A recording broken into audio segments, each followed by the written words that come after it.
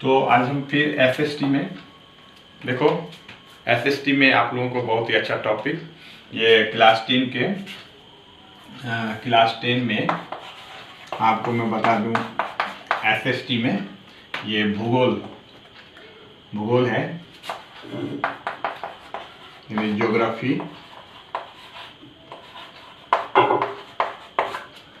Geography का पहला chapter अध्याय 1 में आपको संसाधन के बारे में दिया हुआ है। बहुत ही मजेदार है, बस 5 मिनट समय लगेगा। 5 मिनट में आप ये सारे प्रश्न को देखिए, ये सारे प्रश्न हैं, इसकी जानकारी अगर आपको हो जाएगा तो वो चैप्टर लगभग अच्छा तरीका से आप कर सकते हो, उसमें कोई दिक्कत नहीं होगा आपको। तो संसाधन, सबसे पहले बात करें हम संसाधन की, शुरू करते हैं। तो संसाधन प्रकृति में यानी कि मेरे आसपास में जितने भी पदार्थ, जितने भी वस्तुएं हैं जो हमारे किसी न किसी रूप से काम में आ जाता है, मतलब हमारे लिए जो उपयोगी है, वे सारे पदार्थ संसाधन कहलाते हैं। यानी कि जितने भी वस्तु हमारे काम में आ रहे हैं वे सब वस्तु आ जाएंगे, वे सब संसाधन हो जाएंगे। जैसे संसाधन में आपको बहुत सारी बातें आ सकते हैं। बात करें संसाधन में आपको, जैसे हुआ जल संसाधन, क्योंकि जल जो है हमारे काम में आता है, पीने के काम में, जल के बिना हम जीवित नहीं रह सकते हैं। और जैसे हो गया तुमको खनिज संसाधन, बहुत सारे खनिज हैं जो हमारे लिए बहुत जरूरी है। वन संसाधन हुआ, मृदा हुआ, मिट्टी को बोलते हैं, ये सब संसाधन हुआ, जो इस संसाधन के बिना हम लोग का जीवन जो है सो संभव नहीं है। वायु भी एक संसाधन है, वायु, क्योंकि उसके बिना हम लोग जीवित नहीं रह सकते हैं, सांस लेने के लिए वायु चाहिए। यानी कि प्रकृति में वे सारे पदार्थ जो किसी न किसी रूप से हमारे लिए उपयोगी है ना, और उसके बिना हमारा जीवन संभव भी नहीं है, तो वे सभी पदार्थ जो है सो संसाधन कहलाता है। इसमें कुछ संसाधन ऐसे होते हैं जो प्रकृति के द्वारा अपने आप उसका निर्माण हुआ है, उसमें हम लोग का कोई योगदान नहीं है। जैसे जल का जो निर्माण हुआ है, ये जल संसाधन ये अपने आप हुआ है, इसमें हमारे लोग का कोई योगदान नहीं है, और जल के बिना हम जीवित रह भी नहीं सकते हैं। कहा भी गया है कि जल ही जीवन है। जैसे मृदा हुआ, ये अपने आप ये संसाधन का निर्माण हुआ है, यानी कि वन हुआ, वायु हुआ, ये सब क्या है, प्रकृति के द्वारा अपने आप हुआ है, लेकिन हमारे लिए बहुत ही उपयोगी है। तो संसाधन आप समझ गए। संसाधन एक लाइन में अगर कोई पूछे कि संसाधन क्या है तो हम उसको जवाब दे देंगे कि हमारे आसपास में पाए जाने वाले वे सारे पदार्थ जो हमारे लिए किसी न किसी रूप में उपयोगी है हमारे लिए, वे सभी संसाधन कहलाते हैं, और संसाधन के बिना हम लोग का जीवन संभव नहीं है। मैं आपको बता दूं, अगला क्वेश्चन देखिए, सेकंड क्वेश्चन। पहला तो समझ गया आप संसाधन के बारे में, और एक चीज बता दूं कि संसाधन का कुछ संसाधन प्रकृति के द्वारा है और कुछ मानव अपने हाथ से भी संसाधन का निर्माण करता है। जैसे थोड़ा देर के लिए मान लीजिए बहुत सारे वस्तुएं आपके घर में होगा जिसका निर्माण मानव अपने हाथ की कला द्वारा किया है, मस्तिष्क द्वारा किया है, तो उसको हम कहेंगे मानव निर्मित संसाधन।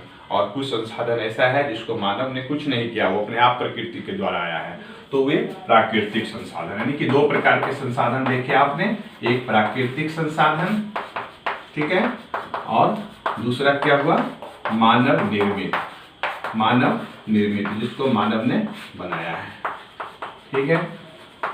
तो इस तरीका से संसाधन के बारे में आपने बहुत सारी बातें समझ गए। अब हमको लगता है कहीं भी कोई पूछेगा तो आप कुछ न कुछ जरूर उसको जवाब दे देंगे। और आगे हम बढ़ते हैं, संसाधन के निर्माण में तकनीकी की क्या भूमिका है।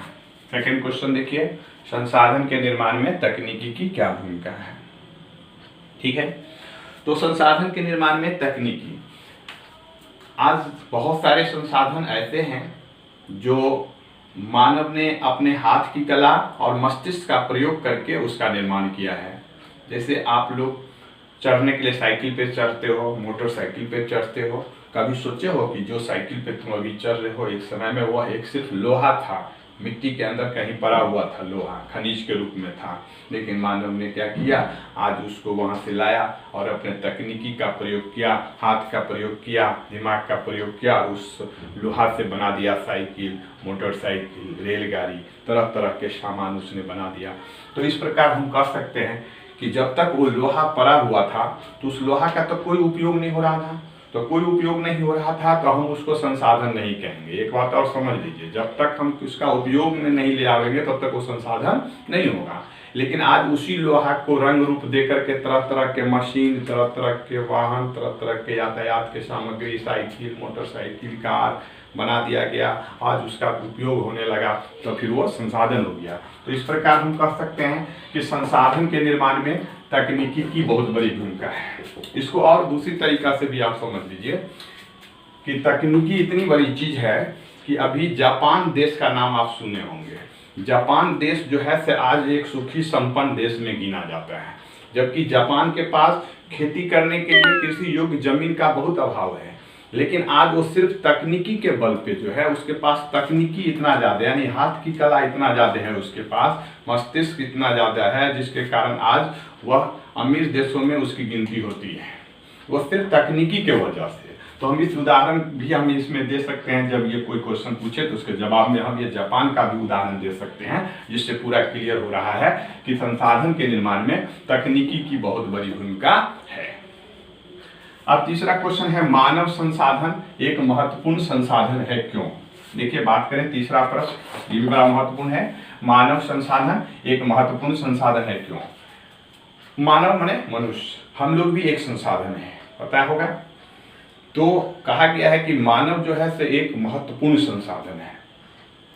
एकदम सही कहा गया है कि मानव एक सबसे महत्वपूर्ण संसाधन है। क्यों? क्योंकि मानव ने क्या किया है, आज अपने हाथ की कला और मस्तिष्क का प्रयोग करके आज वह सुई से लेकर के जहाज तक का खोज कर दिया है। यहाँ सुई से जहाज की बात इसलिए हो रही है कि सुई सबसे छोटा वस्तु हुआ और हमारे लिए बहुत काम का चीज है, और जहाज बड़ा वस्तु हुआ। तो आज मानव ने क्या किया है, अपने हाथ का प्रयोग करके और मस्तिष्क का प्रयोग करके तरह तरह के वस्तु का खोज करके अपने जीवन को सुलभ बना लिया है, आसान बना लिया है। अगर ये मानव संसाधन पृथ्वी पर न होता तो बाकी जितने भी संसाधन हैं वे संसाधन का उपयोग करने वाला कौन होता? उसको तो वैसे को वैसे ही पड़ा हुआ रह जाता है, उसका कोई उपयोग भी नहीं होता। तो इस कारण से हम कह सकते हैं कि मानव संसाधन एक महत्वपूर्ण संसाधन है। अब लास्ट प्रश्न रखे हैं आपके, चौथा, संसाधन का संरक्षण क्यों जरूरी है? देखिए ये बहुत जरूरी, ये बहुत इंपॉर्टेंट प्रश्न है।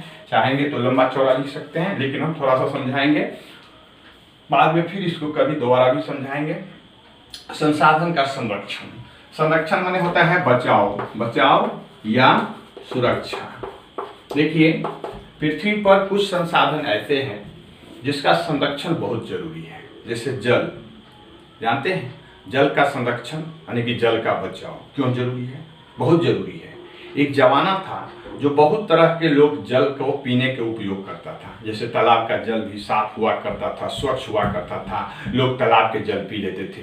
कुआं के जल साफ हुआ करता था, लोग कुआं के जल पी लिया करता था। लेकिन अभी देखा जाए तो सिर्फ एक ही जल रह गया है जो शुद्ध है पीने वाला, और वह जल है भूमिगत जल। जो भूमि के अंदर से जो जल आ जाता है वो चापाकल के द्वारा या कोई भी मशीन के द्वारा जब हम निकालते हैं तो वही एक जल सिर्फ पीने योग्य रह गया है। और वो भी जल सुनते हैं धीरे धीरे वो जो है नीचे की ओर उसका लेवल जा रहा है, कमता जा रहा है। एक समय क्या हो जाएगा कि अगर हम जल का संरक्षण नहीं करेंगे, संसाधन का संरक्षण नहीं करेंगे तो पृथ्वी पर जल संकट उत्पन्न हो जाएगा, लोगों को पीने के लिए पानी उपलब्ध नहीं हो पाएगा। ये तो जल के बारे में बोले। ऐसे ही बहुत सारे संसाधन है, जैसे खनिज संसाधन को ले लीजिए। खनिज संसाधन में आ जाता है आपको डीजल, पेट्रोल, कोयला। आज बहुत सारे वाहन हैं जो डीजल पेट्रोल पे चल रहे हैं, लेकिन आपको मालूम है डीजल पेट्रोल का निर्माण करना मनुष्य अभी तक नहीं सीखा है। अभी तक अपने हाथ से डीजल पेट्रोल बनाना नहीं जाना है, केवल उसका इस्तेमाल कर रहा है, केवल उपयोग कर रहा है। कहाँ से उपयोग कर रहा है? मिट्टी के अंदर से निकाल के उसको उपयोग कर रहा है। तो आपको ये लग रहा है कि नहीं, धीरे धीरे वो कमता जा रहा है। एक समय ऐसा आएगा कि हमेशा के लिए वो समाप्त हो जाएगा, फिर डीजल पेट्रोल पे चलने वाली जितने भी वाहन गाड़ी है ये सब बंद हो जाएंगे। तो इसी सब कारण से कहा जाता है सकता है कि संसाधन का संरक्षण करना बहुत जरूरी है। संरक्षण माने उसको बचाना जरूरी है, उसको बर्बाद होने पर रोक लगाना है, यानी आवश्यकता अनुसार ही उसे खर्च करें, उसको बर्बादी पर रोक लगावे।